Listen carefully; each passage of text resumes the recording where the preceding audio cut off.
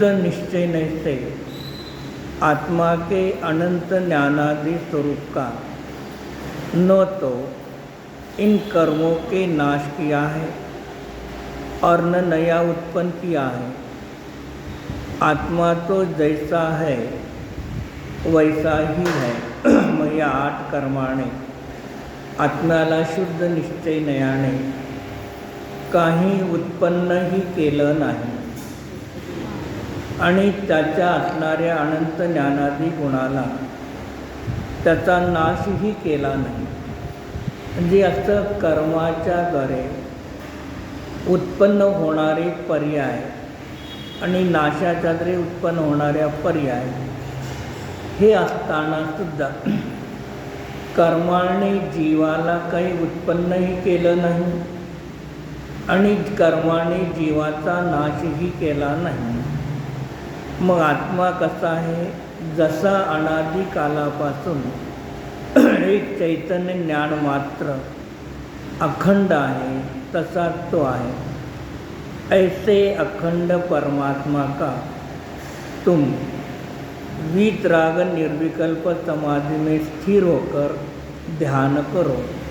म्हणजे आचार्य अनुपचरित अत्यद्भुत व्यवहारण्याने 8 द्रव्य कर्माचा सद्भाव आहे।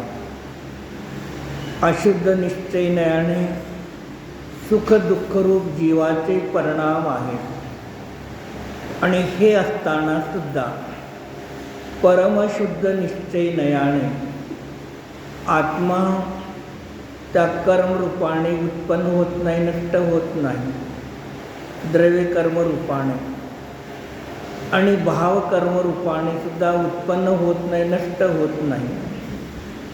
तो अनादि अनिधन, एक त्याच्यामध्ये खंड नाही, भेद नाही, असा अखंड एक आत्मा जो आहे आपला प्रत्येकाचा परमात्मा, अशा परमात्म्याचं ध्यान केल्यामुळे पर्यायामध्ये वीतरागता स्वयं प्राप्त होते। मग अशाच अखंड आत्म्याचं ध्यान कर आणि त्याच्यामध्येच तू स्थिर राहा। जे व्यवहारण्याने अनेक प्रकारचे भेद प्रभेद व्यवहारण्याने आहेत, पण अखंड निश्चय नयाने त्यामध्ये भेद नाहीच। आपण बाजारामधून, आता समजा आंब्याचा सीजन आहे, आपण बाजारामधून आंबे खरेदी करतो। मग बाजारातून आंबे खरेदी करत असताना आपण बाजारामधून आंबा, खंडित आंबा ग्रहण करतो का अखंड आंब्याला ग्रहण करतो? अखंड एक आंबा आपण बाजारामधून खरेदी करून आणतो आणि जेव्हा त्याला रस करायचा आहे त्याला तिथे काय करतो? त्या आंब्याची साल आहे, कुई आहे आणि रस आहे। मग या दृष्टीने भेद केला तर आंबा 3 रूपाला प्राप्त झाला, साल, कुई आणि रस। मग त्या रसामध्ये परत भेद केला, हा केसरी आहे, पिवळा आहे। मग या पद्धतीने काय झाले? भेद केले। मग या पद्धतीने भेद करत असताना सुद्धा तो आत्मा आंबा भेदाला प्राप्त होत नाही। तसं आत्म्यामध्ये गुणभेद नाही, पर्यायभेद नाही। आत्मा तर अखंड अनादि अनिधन एक चैतन्य उपयोग ज्ञान मात्रस्वरूप मी शुद्ध आत्मा आहे, असं भेदामध्ये अभेदाचं ज्ञान करा। कुठे?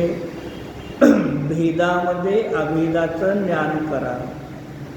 आणि जो अभेदाला ग्रहण करतो तोच पर्यायामध्ये सुखाला प्राप्त होतो, आणि जो भेदामध्ये पाहतो, विशेषाला पाहतो, तो जीव निमाणी पर्यायामध्ये दुःखी असतो.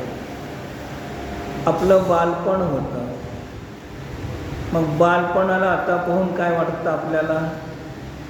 बालपण बरं होतं का नाही? आई वडील कमवत होते, खाऊ घालत होते, खायचं, खेळायचं, फिरायचं. मग काही जबाबदारी नाही. म्हणजे बालपण कसं वाटलं?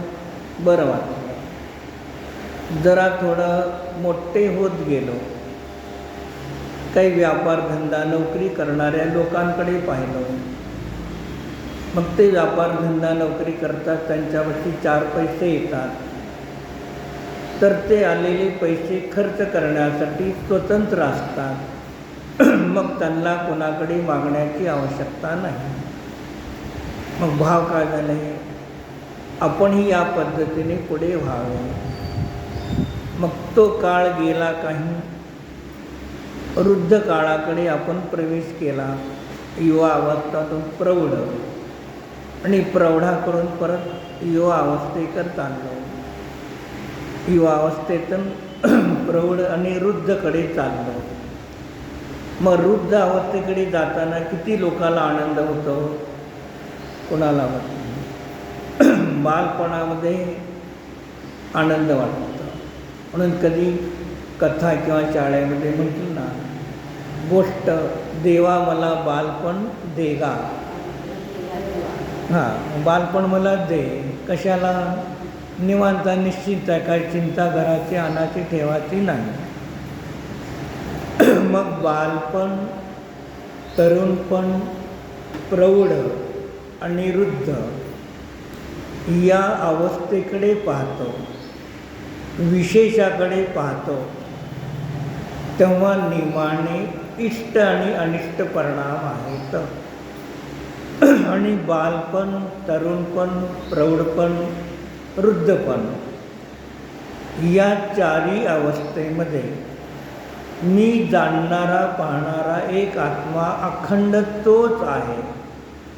म्हणजे अखंड एक सत्सामान्याला पाहतो, तेव्हा रागद्वेष उत्पन्न होत नाही.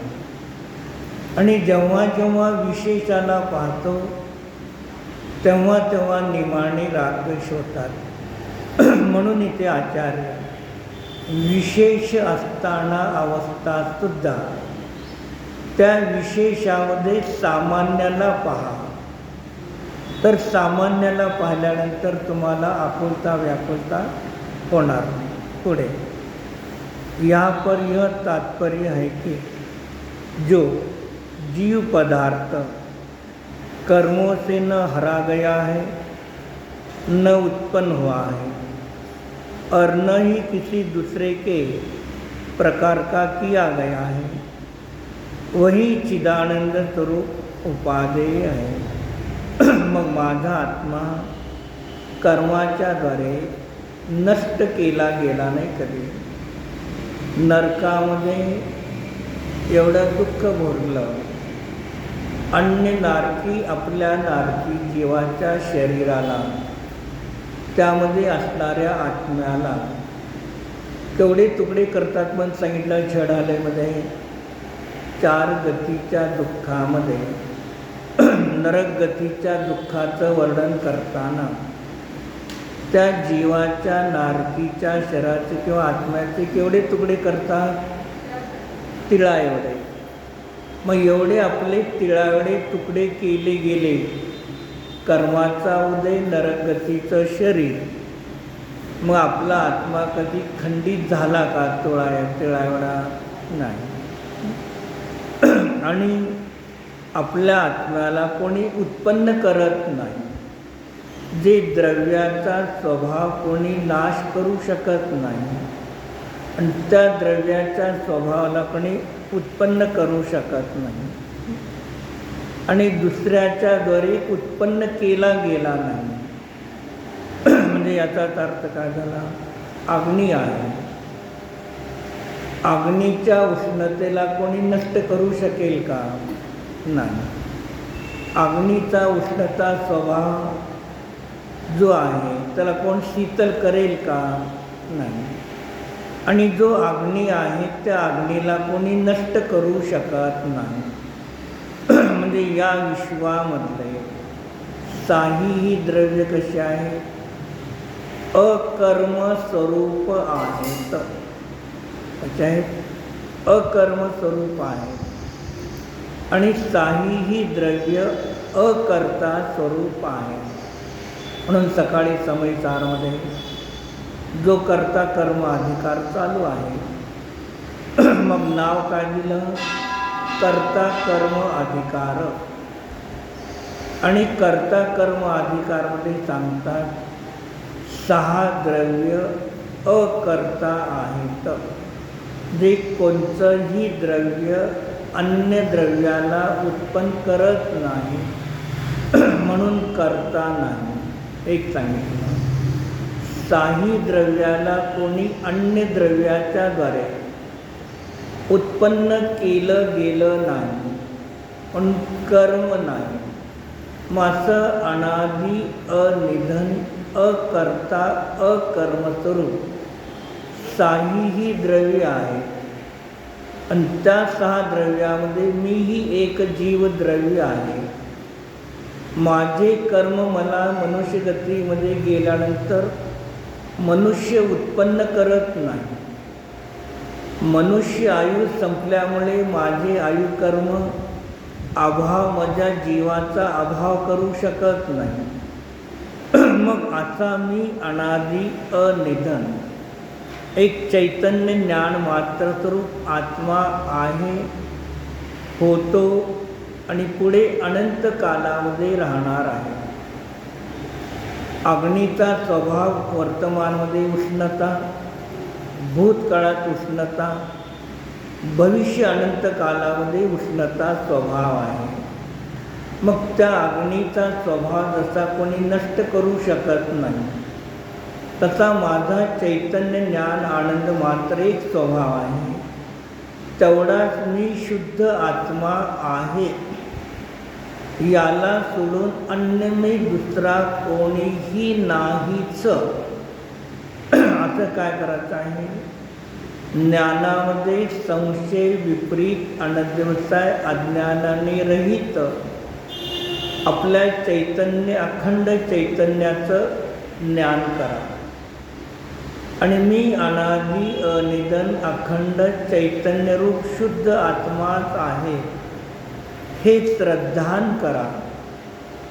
आणि अशा शुद्ध आत्म्याला सामायिकच्या वेळेला वर्तमानाच्या शोषम ज्ञान पर्यायाच्या द्वारे त्याचं ध्यान करा, विचार करा, म्हणजे अनुचरण करा. जे ज्याचं ज्ञान केलं, ज्याचं श्रद्धान केलं त्याचंच ध्यान करा. तर पर्यायामध्ये काय होता, तुम्ही परमात्मा अवस्था प्रगट करण्यासाठी पहिलं पाऊल तुम्ही उचललेलं आहे.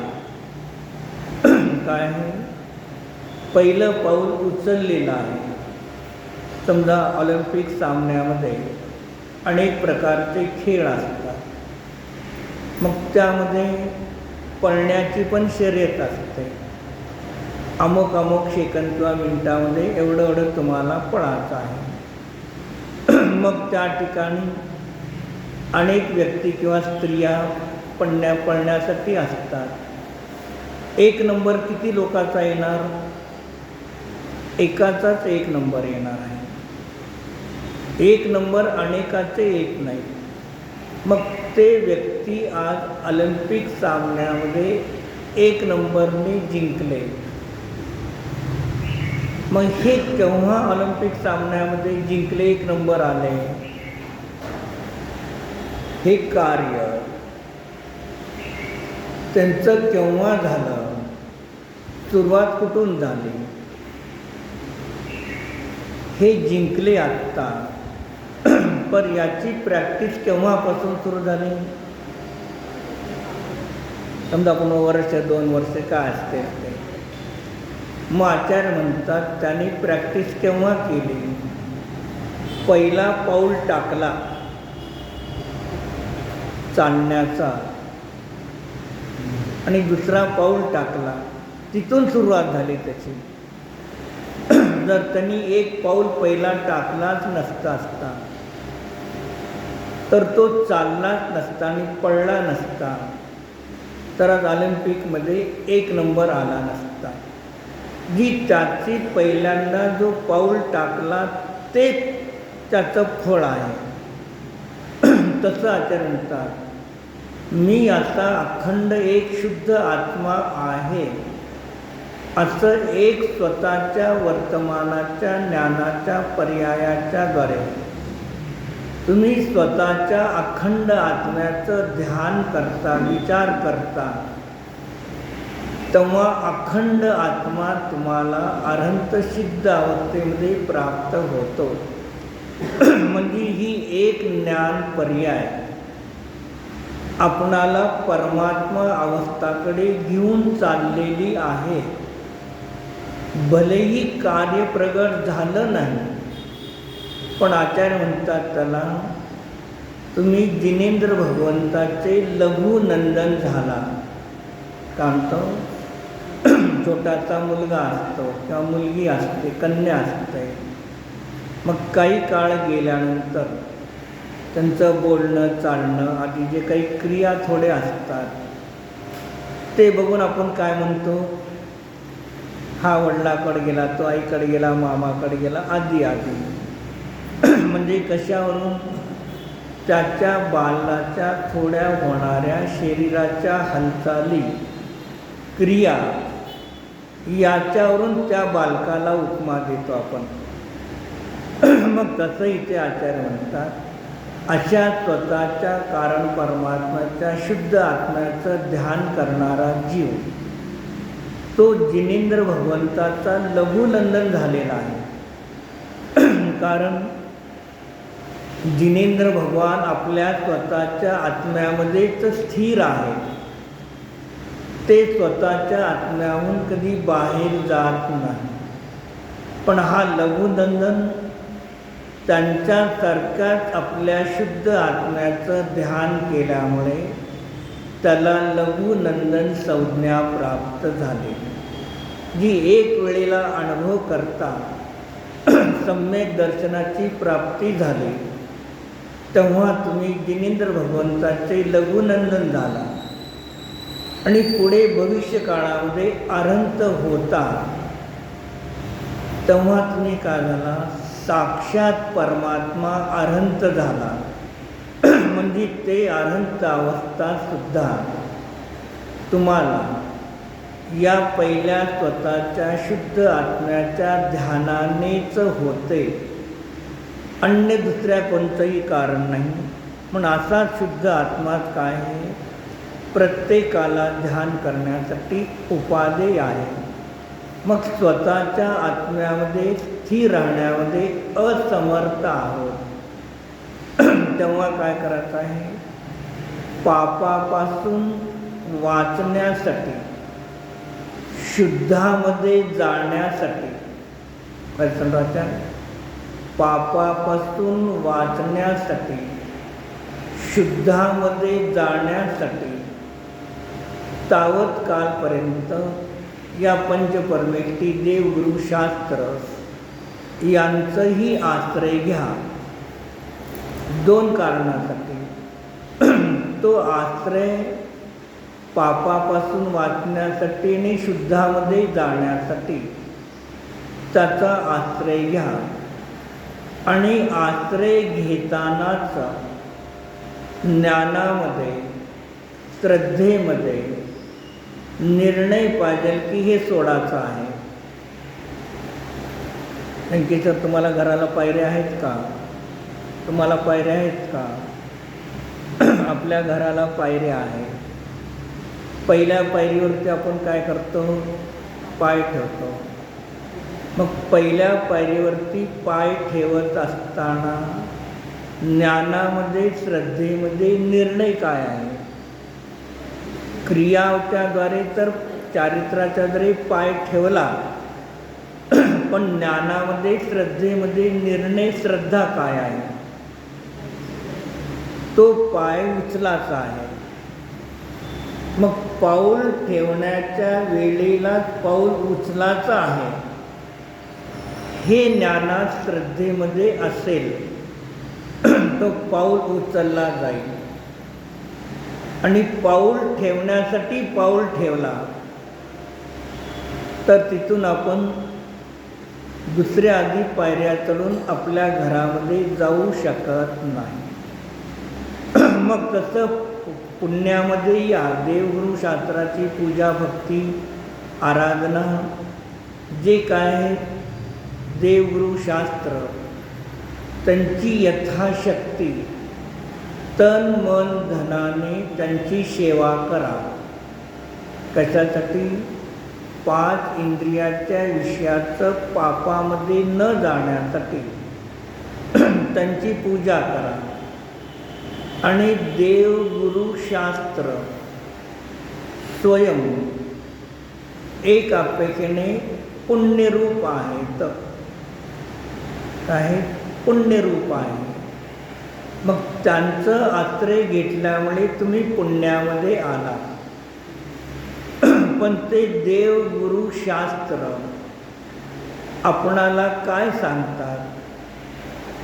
आपलेही भगवान आहे, प्रत्येक मंदिरामध्ये मूर्ती आहे. ती मूर्ती काय सांगते आपल्याला? तुमचा आत्मा कुठे बाहेर नाही आत आहे. म्हणजे जिनेंद्र भगवंताची 3 बोटाच्या मूर्तीपासून जास्तीत जास्त किती उंच मूर्त्या आहेत? आता जास्तीत जास्त ज्ञानमती माताजीने केलेली ज्ञानमती माताजीने 108 फूट. ती त्याच्यापेक्षा समजा बाहुबलीपेक्षा गज आदिनाथ 52 गजापेक्षा आत्ता सध्या मांगी तुंगीला केलेली माताजीने मूर्ती. मग याच्या अगोदर कोण मूर्त्या केल्यात का मोठ्या ह्याच्यापेक्षा? प्रथमाने वाचले का? भरताने किती मूर्त्या तयार केल्या? भरत चक्रवर्तीने पहिल्यांदा मूर्ती तयार केल्या. किती तयार केल्या मूर्त्या? 72. त्रिकालवरती 72. कशाच्या केल्या मूर्त्या? रत्नाच्या होत्या. किती मोठे? 500 धनुष्य एवढी मूर्ती रत्नाची, अखंड रत्नाची मूर्ती. असे त्रिकालवरती 72 मूर्त्या बनवल्या. ते पण ध्यान असतं. जे आपली प्रत्येक मूर्ती सांगते तुम्ही आत आहात, आत बघा. म्हणजे ध्यान करा. मुनिराजांना सुद्धा 4 वेळेला सामायिक करतात. मग 4 वेळेला सामायिकमध्ये तेही स्वतःच्या शुद्ध आत्म्याच्या ध्यानाचा प्रयत्न करतात.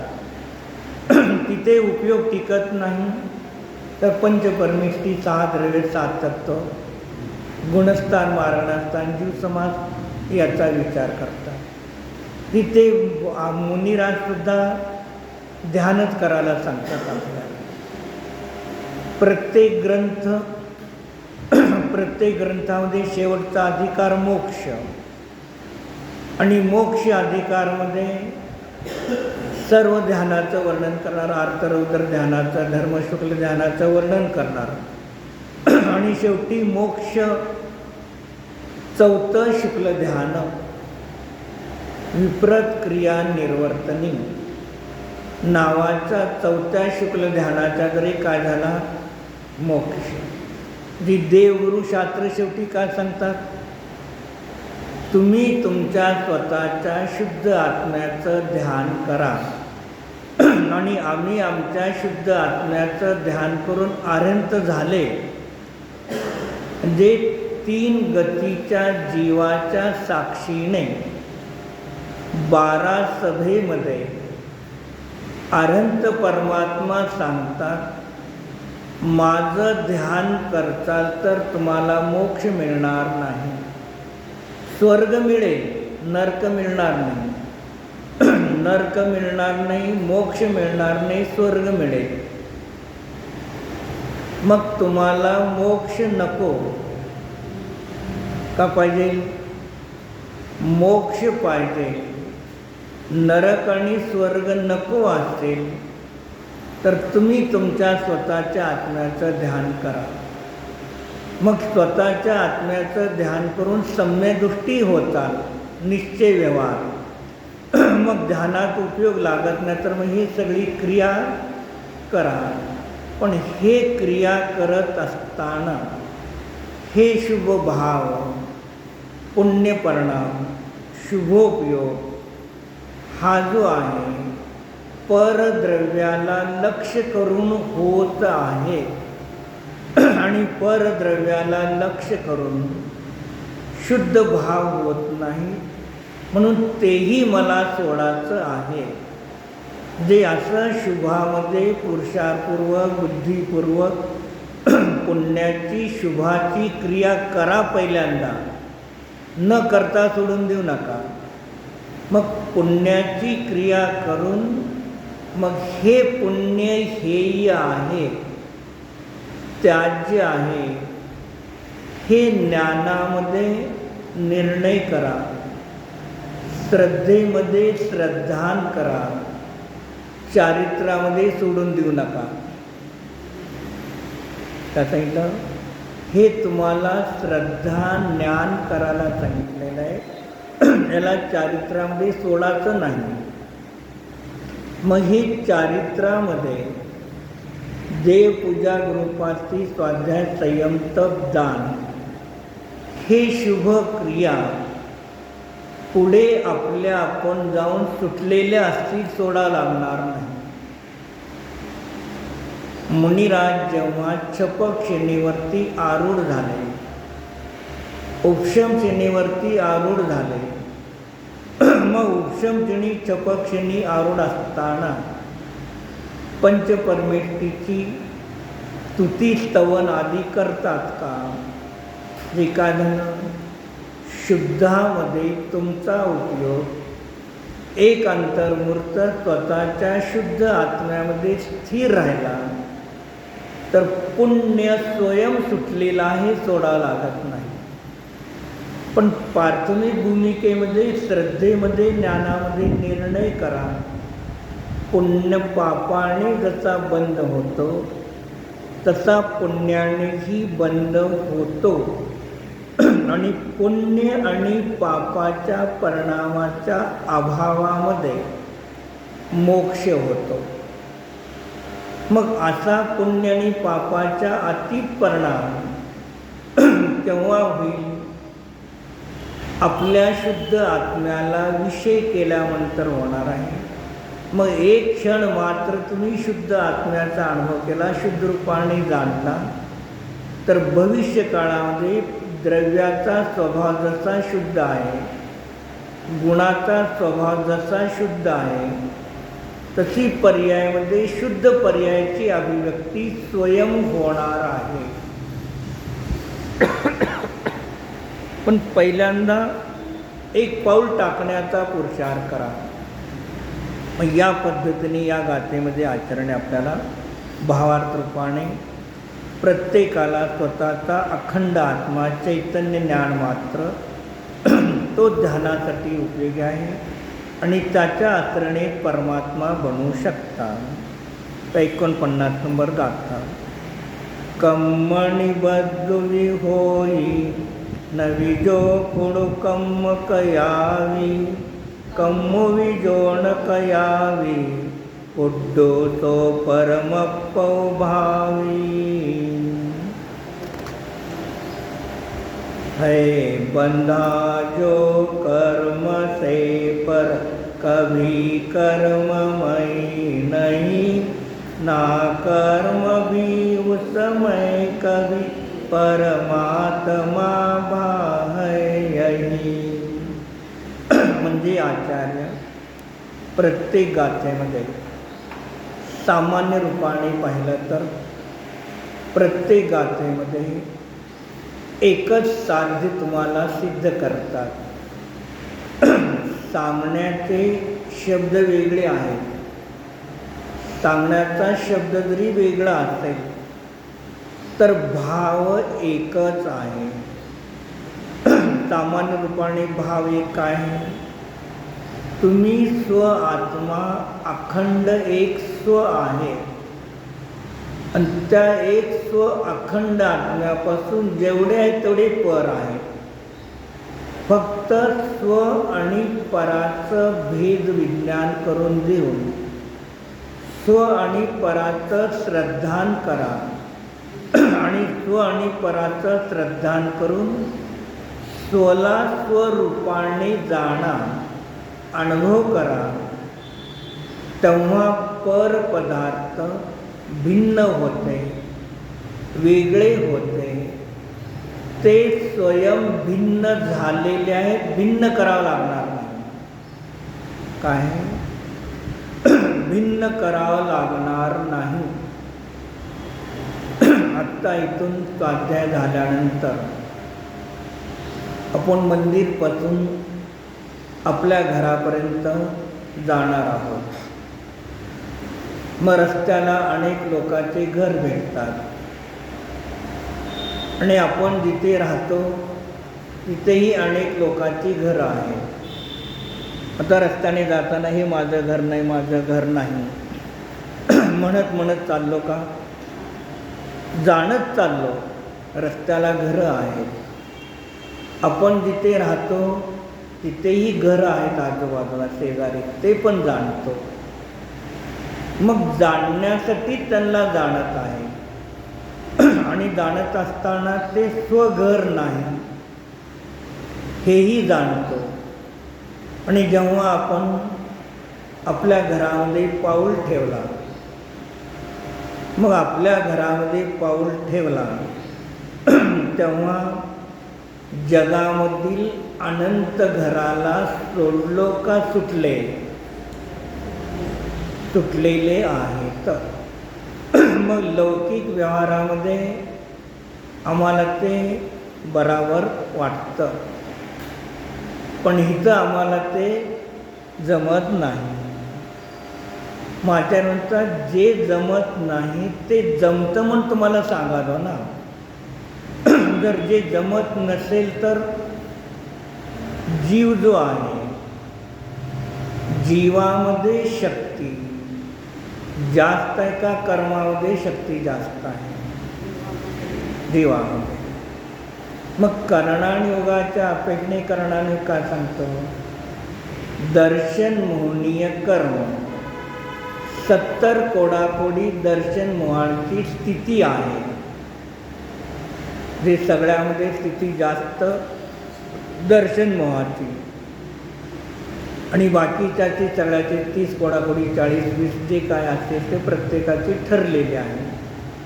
मग असं असताना सुद्धा पहिल्यांदा ज्याची स्थिती जास्त आहे ते कर्म पहिले नष्ट होतात का? ज्याची स्थिती कम आहे ते पहिले जातात. म्हणजे ज्या दर्शन होण्याची श्रद्धा गुणाच्या विभावाच्या पर्यायाची स्थिती जिथे 70 कोडाकोडी होते, मग ती 70 कोडाकोडी कर्माची स्थिती जीव त्या 70 कोडाकोडी कर्माच्या स्थितीला कमी आणण्यासाठी जीव कधी पुरुषार्थ करत नाही. काय? जीव कधी पुरुषार्थ करत नाही. 5 लब्धी आहे. देखना लब्धी, क्षौक्षम लब्धी, विशुद्धी लब्धी, प्रायोग लब्धी आणि करण लब्धी. ही 5 लब्धी आहे. मग ज्या वेळेला हा जीव विशुद्धी लब्धीमध्ये येतो, तिसरी लब्धी विशुद्धी लब्धी, क्षौक्षम देखना आणि विशुद्धी. त्याच्यानंतर त्याची विशुद्धी परिणामाची एवढी वाढते की ते दर्शन होण्याची स्थिती कमी होत जाते, तेवढी राहत नाही. आणि जेव्हा प्रायोगलब्धीमध्ये येतो, प्रत्यभिज्ञान, तर्क आणि अनुमान या 3 ज्ञान पर्यायाच्या द्वारे मनाच्या माध्यमातून शुद्ध आत्म्याचा निर्णय करतो, तेव्हा काय होते, त्या कर्माची स्थिती अंतःकोडाकोडीमध्ये स्वयं येते. एवढे 70 कोडाकोडीचे कर्म जीव त्याला पाहत नाही, त्याच्याकडे लक्ष देत नाही. प्रायोलब्धीमध्ये येतो तर तिथे कर्माची स्थिती आपोआप कमी, बंधापसरण होत जातं. बंध आणि अपसरण. आपण समजा सकाळी स्नान करून आलो आणि स्नान केल्यानंतर कपडे सर्व ओले झालेले आहेत, त्याला तसंच ठेवलं तर किती दिवसात वाळतील? 2, 4, 8 दिवसात एक वाळून जातील. मग तेच कपडे आपण धुतल्यानंतर भिजल्यानंतर पाण्यामध्ये भिजून काढतो, मग त्याला पिळतो का नाही? ते कपडे पाण्यात झाले ते बंध, पिळणं त्याचं बंधापसरण. ही प्रत्येक क्रियामध्ये तुम्हाला मग तुम्ही त्या ठिकाणी त्या कापडामध्ये असणाऱ्या पाण्याला नष्ट करण्यासाठी प्रयत्न केला का? मग काय केलं तिथं? वस्त्राला तुम्ही पिळू लागला, तर वस्त्राला पिळल्यानंतर त्याच्यातलं पाणी स्वयं निघून चाललं, बंध अपसरण. मग ते पिळल्यानंतर परत काय करतो आणि झटकतो. झटकल्यानंतर आणि काय होतं? आणि थोडं पाणी जातं आणि आता परत तिथे वाळायला ठेवल्यानंतर उन्हाळा, पावसाळा, थंडीमुळे कमी जास्त वाळेल का नाही? जे तिथे तुम्ही फक्त वस्त्र पिळण्याची क्रिया केली, पाणी त्याच्यातलं आपोआप निघून चाललं. तसे प्रायोलब्धीमध्ये जीव युक्तीच्याद्वारे शुद्ध आत्म्याचा निर्णय करतो, तर एवढे कर्म तिथे बंधापसरणाला प्राप्त होतात, शिथिलता प्राप्त होते. त्याच्यामध्ये तेवढी स्थिती आता राहिली नाही घट्ट. आणि तो जीव जेव्हा करणलब्धीमध्ये येतो, आपल्या स्वतःच्या शुद्ध आत्म्याचं सविकल्प स्वसंवेदन करतो, विचार करतो, तेव्हा 70 कोडाकोडीचे सत्तेमधले कर्म अंतःकोडाकोडीमध्ये येतात. कुठे 70 कोडाकोडीने, कुठे अंतःकोडाकोडी. म्हणजे सत्तेमधले कर्म अंतःकोडाकोडीला येतात आणि नवीन बांधणारे कर्मसुद्धा अंतःकोडाकोडीचेच बांधले जातात. म्हणजे आणि शुद्ध आत्म्याचा अनुभव घेतला नाही, शुद्धाला शुद्ध रूपाने जाणलं नाही. फक्त मनाच्या माध्यमातून शुद्ध आत्म्याचं चिंतन करत आहोत, विचार करत आहोत, तर एवढे तुमचे कर्म आपोआप स्थिती कमी झाली. समजा एखाद्या व्यक्तीने एखाद्याकडून 1 लाख रुपये कर्ज घेतले आणि ते कर्ज फेडत फेडत काही राहिलं आणि शेवटी 99,900 रुपये जे होते राहिले, बाकीचे एकदम देऊन टाकले. तर किती राहिले कर्ज? थोडे राहिले. तसं तुम्ही करणलब्धीमध्ये प्रवेश करता तर हे दर्शन होण्याची 70 कोडाकोडीची स्थिती ती अंतःकोडाकोडीमध्ये येते. बस, जी एक तुमच्या स्वतःच्या शुद्ध आत्म्याच्या चिंतनाच्या द्वारे हे कर्म स्वयं आपोआप स्थिती घटते. आणि जेव्हा निर्विकल्प स्वसंवेदन, मी एक शुद्ध चैतन्य ज्ञान मात्र स्वरूप शुद्ध आत्मा आहे, असं शब्दाचा बहिरंग शब्द जल्प नाही, अंतरंग शब्द जल्प नाही, पण जाणण्याची क्रिया मात्र आहे. शब्दाचा व्यापार मी बोलतो आता बहिरंग शब्द, मनातल्या मनात विचार करेल तर अंतरंग शब्दाचा व्यापार. मग जेव्हा अंतरंग आणि बहिरंग दोन्ही प्रकारच्या शब्दाचा व्यापार बंद होतो आणि त्याच वेळेला ज्ञान जाणण्याचं कार्य करतं, ज्ञानाचं जाणण्याचं कार्य बंद होत नाही. आणि त्या ज्ञानामध्ये शब्दाचा उच्चार न करता ते ज्ञान पर्याय न्यायक स्वरूप ज्ञानस्वरूप शुद्ध आत्म्याला शुद्ध रूपाने जाणते. जे ज्या वेळेला या जीवाने शुद्धाला शुद्ध रूपाने जाणून श्रद्धान केलं तर पहिले किती कर्माचा बंध होता? 148. तर 148 कर्माचा बंध होता आणि एक शुद्ध आत्मानुभव करून निश्चय सम्यक दर्शन प्राप्त झालं. तर 148 कर्मामध्ये 43 कर्म गेले निघून. किती? 148 मध्ये 43 कर्माच्या बंधाचा अभाव होतो. 1/3 निघून गेले. फक्त एक शुद्ध आत्म्याची अनुभूती.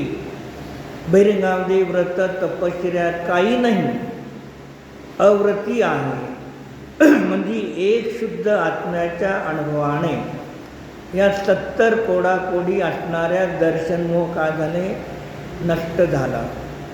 जी लोक ज्याला बलवान म्हणतात तो पहिले पळून जातो. म्हणजे पहिले कोणाला नष्ट करायचं आहे? व्यवहारण्याने दर्शन मोहाला. चारित्र मोहाची विचार करू नका. कारण ज्याचा दर्शन मोहाचा अभाव झाला तो जीव एक दिवस चारित्र मोहाचा नाश करून मोक्षाला जाणारच आहे. पण ज्याचा दर्शन मोहाचा नाश झाला नाही आणि बहिरंगामध्ये चारित्र धारण केलं तर त्याचा कर्माचा नाश होऊन मोक्ष मिळणार नाही. म्हणून एवढं तुमच्या आत्म्यामध्ये सामर्थ्य आहे. शुद्धाला शुद्ध रूपाने जाणता कर्म आपोआपून निघून जातात. मग तसं आता या गाथेत परत सांगतात. इसके बाद जो आत्मा कर्मों से अनादिकाल से बंधा हुआ है. महात्मा कसा आहे? अनादिकालापासून कर्माने बांधलेला आहे. भूतकाळामध्ये जेवढे प्राणी दूध देणारे आहेत, वर्तमान काळामध्ये आहेत आणि भविष्य काळामध्ये राहतील. मग या प्रत्येक प्राण्याच्या स्तनामधून येणारं दूध पाणी मिश्रित येतं का पाण्याने रहित येतं? पाणी मिसळूनच येतं. म्हणजे अनादी आणि पुढे अनंत कालापर्यंत प्रक्रिया हीच राहणार आहे. मग अनादी कालापासून जीवापाशी कर्म आहेत. गाई म्हशीचं दूध कुंतलीकडे गेला पण आपण, मग तिथून येताना कुंतलीने का बाहेरच्या फाट्यावरती खवा खरेदी करतो. मग किती नमुनाचा खवा असतो? एक खवा असतो एक. आणि दुसरा काय असतो?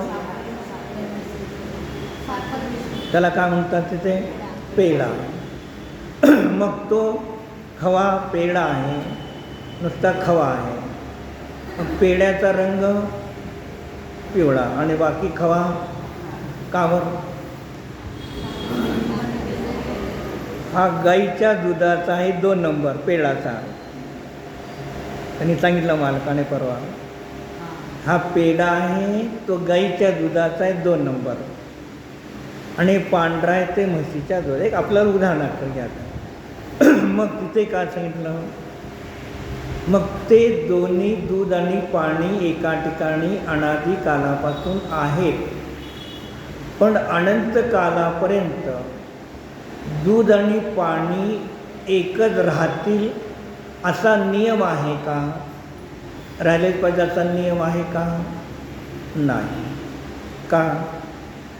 जर दूध आणि पाणी अनादी कालापासून एका ठिकाणी आहे आणि एका ठिकाणी राहिले तर कुणालाही गुलाबजामुन खायला मिळणार नाही, खव्याच्या पोळ्या खायला मिळणार नाही, खव्याच्या वड्या खायला.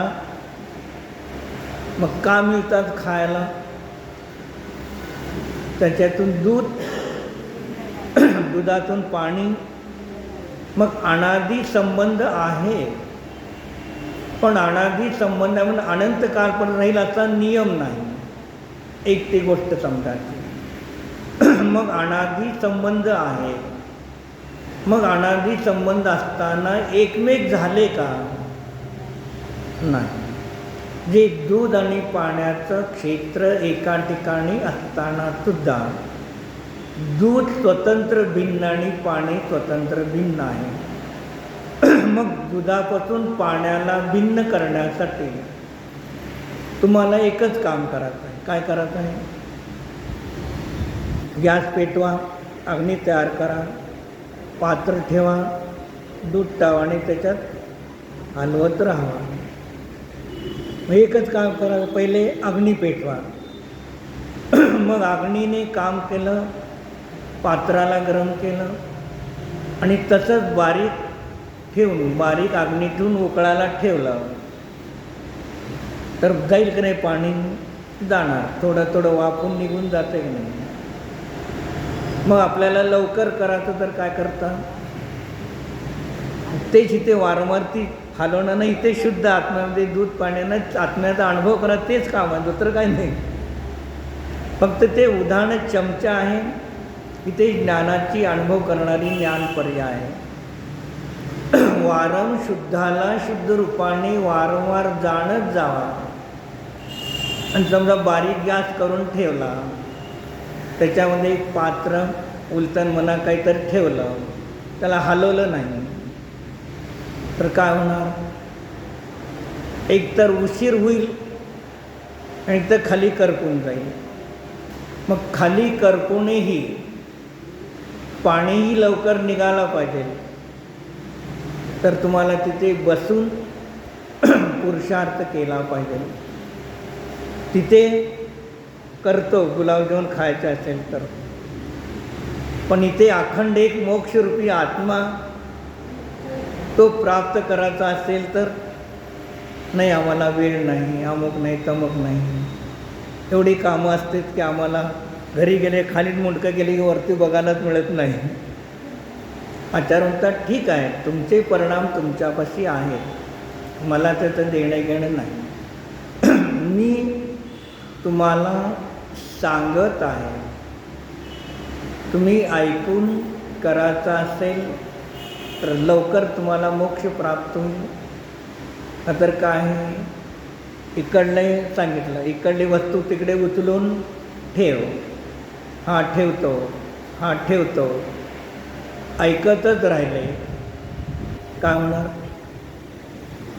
तसं आत्म्याचा अनुभव केल्यामुळे सम्यक दर्शन होतं होतं होतं, ऐकतच राहिलो 5-50 वर्ष झाली. मग एका ठिकाणी बसून चिंतन मनन करणार नाही, ध्यान करणार नाही, स्वाध्याय करणार नाही, तर कसं होऊन जाईल त्या ठिकाणी? जे लौकिक व्यवहारामध्ये आपण जेवढा वर्ष पुरुषार्थ केला, जाबाई समजा 20-25 वर्षापासून आपण नोकरी म्हणा व्यापार करत आलो, मग तिथे जेवढा पुरुषार्थ करून तुम्हाला जे धन प्राप्ती झाली, मग आचार्य काय म्हणतात, फक्त 6 महिने आत्म्याचा ध्यान करण्याचा पुरुषार्थ कर, तर 6 महिन्याच्या अनुभूतीच्या पुरुषार्थाने नियमाने शुद्ध आत्म्याचं ध्यान होऊन सम्यक दर्शन होतं. तर इथे फक्त 6 महिन्याची गॅरंटी आहे. मग त्या 6 महिन्याच्या पुरुषार्थाच्या द्वारे एक शुद्ध आत्म्याचं क्षण मात्र ध्यान झालं तर तुम्हाला काय झालं? अनंत भगवंताची स्टेट मिळालेली आहे. अनंत भगवानपाशी काय स्टेट आहे? अनंत दर्शन, अनंत ज्ञान, अनंत सुख आणि अनंत वीर्य. ते आत्माच्या श्रद्धा, ज्ञान, चरित्रगुणाची पर्याय आहे. मग तसंच आपल्या अनंत गुण सवासरून शुद्ध आत्म्याला कर्मासहित असताना जाणल्यानंतर आपल्याला काय झाले? 3 रत्न मिळाले. सम्यक दर्शन, सम्यक ज्ञान, सम्यक चारित्र. मग या 3 रत्नापैकी एक एक रत्नाची किंमत 3 लोक जरी एका पारड्यात टाकले आणि एक सम्यक दर्शन रूपी रत्न टाकलं तर ते का होऊन जाईल? हे सम्यक दर्शन रूपी रत्न पारडं कुणाच्या तरी तोललं जात नाही. हिंदू धर्मामध्ये कथा आहे का नाही? कृष्णाला अनेक बायका होता, पण 2, सत्यभामा आणि द्रौपदी. मग या दोघांची चर्चा चालली. हां, सत्यभामा रुक्मिणी दोघांची. मग कुणाचं जास्त प्रेम आहे कृष्णावरती असे चर्चा झाली. म्हणजे ठीक आहे, म्हणजे आपण दोघंजण तोलून बघू, कृष्णाला एका पारड्यात बसू. मग रुक्मिणीने काय केलं? जेवढं होतं तेवढं सगळं सोनं आणून दुसऱ्या पारड्यात ठेवलं. मग शेवटी गळ्यातले मंगळसूत्र काय जे असते सगळे काढले. काय झालं? आणि तिथेच्या तिथेच आहे. तर सत्यभामा तिने काय केलं? काय टाकलं तिनं? एक तुळशीचं पान. काय झालं? सत्यभामा, सत्यभा म्हणजे आत्मा, ज्ञान. एक तुमची ज्ञानाची पर्याय जर अनुभव करता तर ते कृष्णाला तोललं जातं. ते कृष्ण म्हणजे आत्मा आहे. कृष्णामध्ये, कृष्ण शब्दामध्ये आत्मा येतो. जी एक तुमची ज्ञान पर्याय स्वतःच्या शुद्ध आत्म्याला जाणते तर ते पारडं वजं होतं. तो काय होतो? खाली जातो नाही हे वर. म्हणजे एवढी तुमच्यामध्ये ताकद आहे एक ज्ञान पर्यायाच्या अनुभूतीमध्ये. म्हणून तिथे सांगतात अनादिकापासून कर्माने बांधलेला आहे तो भी कर्मरूप होत नाही. और कर्म भी कधी आत्मरूप नहीं होते. आत्मा चैतन्य है, कर्म जड़ है. ऐसा जानकर उस परमात्मा का तुम ध्यान करो, ऐसा कहते हैं. जी मागं काय सांगितलं? हा आत्मा काय आहे? पुण्य पाप सुख दुःख हे सांगितलं. आणि आता इथे काय सांगतात? कर्म आहे, कर्माने बांधलेला आहे. पण आत्मा कधी कर्मरूप होत नाही, कर्म कधी आत्मारूप होत नाही. शरीर कधी आत्मारूप होत नाही, आत्मा कधी शरीररूप होत नाही. आत्मा चैतन्य आहे, ज्ञानस्वरूप आहे. आणि शरीर जड अचेतन, कर्म शरीर जड रूप आहे. मग चेतन आणि अचेतन दोन्ही एका ठिकाणी आहेत. दूध पाणी एका ठिकाणी आहे, पण दूध पाणी होत नाही आणि पाणी दूध होत नाही. पाणी आहे, पाण्यामध्ये किती घटक आहेत? 2 आहे. कोणकोणते? ऑक्सिजन आणि कार्बन. मग दोन्ही विरुद्ध आहेत का एक आहे? ऑक्सिजन विरुद्ध आहेत का नाही? मग दोघे विरुद्ध असून सुद्धा एका ठिकाणी राहतात. मग दोघं एकमेक झाले का? तसं ऑक्सिजनच्या ठिकाणी शुद्ध आत्मा आणि बाकी ठिकाणी कर्म. जे कितीही कर्माच्या सानिध्यात आपण राहिलो, कितीही कर्म बांधले, आटी कर्माची उत्कृष्ट स्थिती बांधून जरी आपण कर्मामध्ये राहिलो तर आपल्या आत्म्याचा एक प्रदेशसुद्धा चैतन्य कधी शरीर आणि कर्मरूप झाला नाही. आणि कर्माचे शरीराचा एक प्रदेशसुद्धा परमाणू चैतन्यरूप झाला नाही. एवढं तुम्हाला काय करायचं आहे? बंधामध्ये असताना मोक्षाचा निर्णय करायचा आहे. कुठे? बंध अवस्थेमध्ये मोक्षाचा निर्णय, संसार अवस्थेमध्ये मोक्षाचा निर्णय, राग द्वेषामध्ये वीतराग स्वभावाचा निर्णय करायचा आहे. त्याला ज्ञानी म्हणतात. जी याप्रमाणे काय करायचं आहे बंद का आहे, व्यवहारण्याने बंद आहे, जे काही सगळं आहे व्यवहारण्याने पण ते सगळं कसं आहे, नष्ट होणार आहे. ज्याची सुरुवात आहे त्याचा निमाणे विनाश आहे. मग तसं माझं आत्म्याला सुरुवात नाही, अंत नाही, अनादि अनिधन आहे, ज्ञान मात्र आहे, तेवढाच मी शुद्ध आत्मा आहे.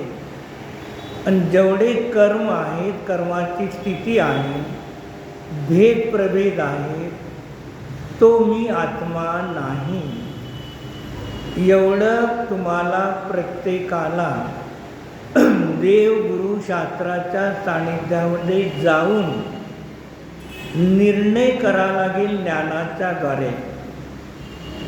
ज्ञानाच्याद्वारे निर्णय करून श्रद्धान करावं लागेल आणि श्रद्धान करून अनुचरण करावं लागेल. ते काम तुम्हाला करायचं आहे. माता बाळाला भूक लागली तर मुखापर्यंत घास घालते,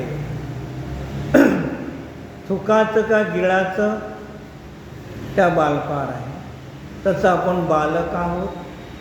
देवगुरु शास्त्र हे माता पित्याप्रमाणे ते आपल्या मुखामध्ये कर्णेंद्रियापर्यंत घास घालतात. तो ग्रास ज्ञान घेतलेलं ज्ञान, त्याला श्रद्धा ज्ञान करून त्याचं ध्यान करायचं, न करायचं, अनुभव करायचा, बांधलेल्या बंधापासून मुक्त व्हायचं आहे का परत अनंत कालापर्यंत असाच बंद करत जायचं आहे.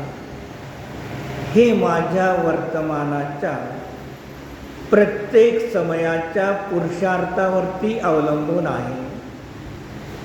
कामणी गांधी, तुम्ही विवाह करून आला, मग पहिल्या दिवसापासून संसार करण्याचा पुरुषार्थ केला का 5-25 वर्षानंतर, म्हणजे आलेल्या पहिल्या दिवसापासून पुरुषार्थ करत आलो.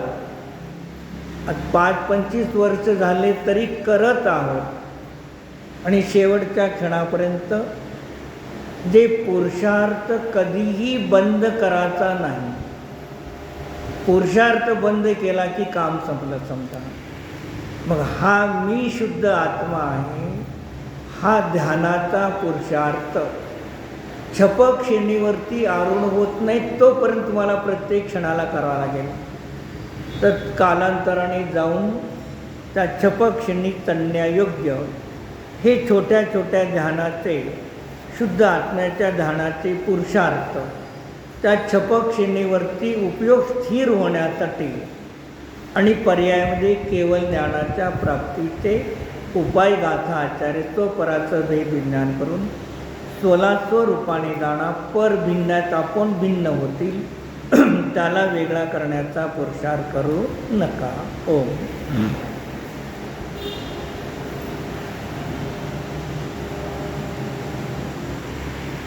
हम.